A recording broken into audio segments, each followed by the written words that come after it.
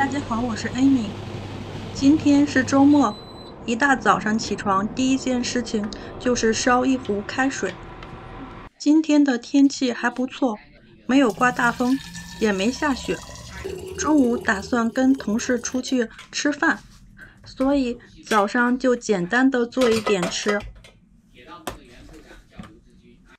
首先用烤箱烤2個麵包片，我的麵包都是提前做好的，做一次麵包大概能吃1星期左右。每周做一次麵包，做好之後會放在冰箱冷凍層裡把它凍起來。如果想吃的話，提前1天晚上把它拿出來解凍。這周做的是抹茶吐司，裡邊還放了好多的果乾。我特別喜歡吃奶製品，所以奶酪是不可能少的。我買的奶酪都是那種大包装的，一塊就有2-3斤，然後把它分割成一小塊一小塊的，吃的時候拿出一塊解凍。所以吃西餐的早飯要比吃中餐快多了。放在烤箱的上层5-6分鐘，把cheese烤化就可以了。接下来是一個酸奶碗，這一碗酸奶做一次我也能吃個4-5天。準備水果，這個水果不是吃早飯時吃的，而是上午練琴的時候吃的。我習慣在練琴的時候吃點東西或者喝一點東西，但是我不會浪費時間，我練琴都是以小時為單位，1個小時之內肯定不離開琴凳。麵包烤好了，空氣中彌漫着麵包的香味和奶酪的香味，顏色也非常的漂亮。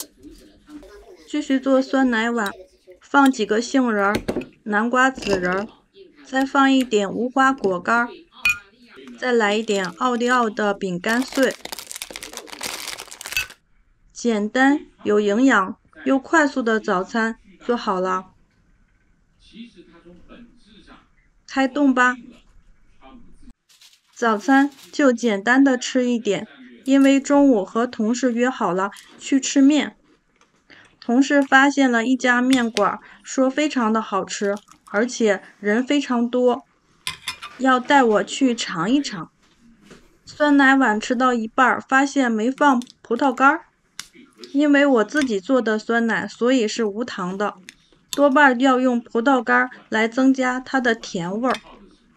我為了減肥斷糖，但是只斷的是人工糖。我還很愛吃甜，所以只能用果糖來補充。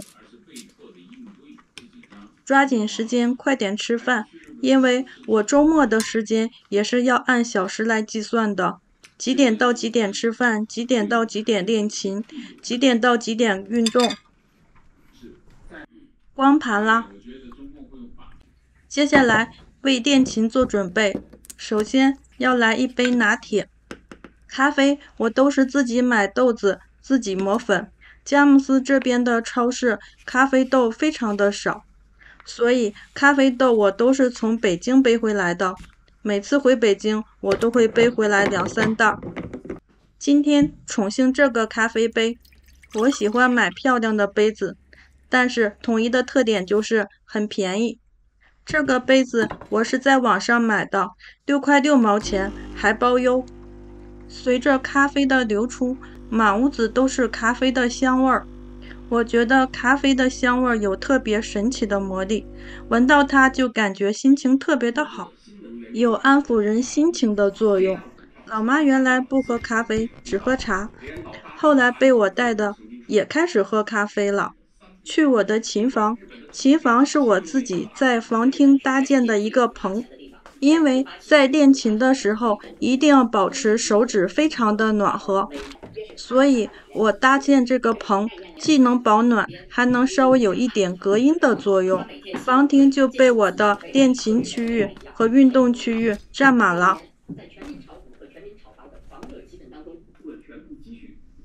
進到琴房以後，把這個塑料袋再固定到一邊，形成一個小封閉的空間，使裡邊的熱氣散不出去。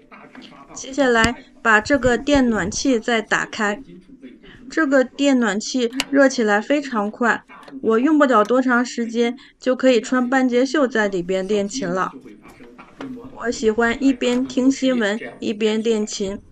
第1個小時開手指，第2個小時練肖邦練習曲，每隔1小時中間會站起來運動10分鐘左右。上午練完琴，和同事一起來吃飯。這家麵館他只賣麵，其他什麼都不賣。同事點了一個蔥花炒麵，13元錢大碗的。好吃嗎？鹹嗎？真好。旁邊拼桌的人是麻辣麵。其實我看麻辣麵非常的誘人，也特別的想吃，但是我不能吃辣，怕點完之後吃不了，所以只能看現場拼桌的人吃播。我的雞蛋炒麵也炒好了，大碗的14元。等面的同時不停地在往裡進人。嘗一嘗，有沒有同事說的那麼好吃？我覺得味道還可以，沒有什麼邪味，但是也不至於那麼的驚豔。一直在不停地進人，看來這家店很受大家歡迎。這個麵條裡邊的芯兒稍微有一點硬，感覺沒有太熟透。不能吃辣，只能放一點辣椒。沒來之前，同事說它特別的好吃，所以可能是對它期待太高了。真正吃到的時候，感覺沒有期待的那麼的驚豔。這一大碗14塊錢，記得在檳城吃粿條的時候，大概是大碗7塊錢，也就是12塊8左右人民幣一碗。我覺得粿條更好吃，因為裡邊的東西非常的豐富。今天就拍到這裡吧，謝謝大家的觀看，拜拜。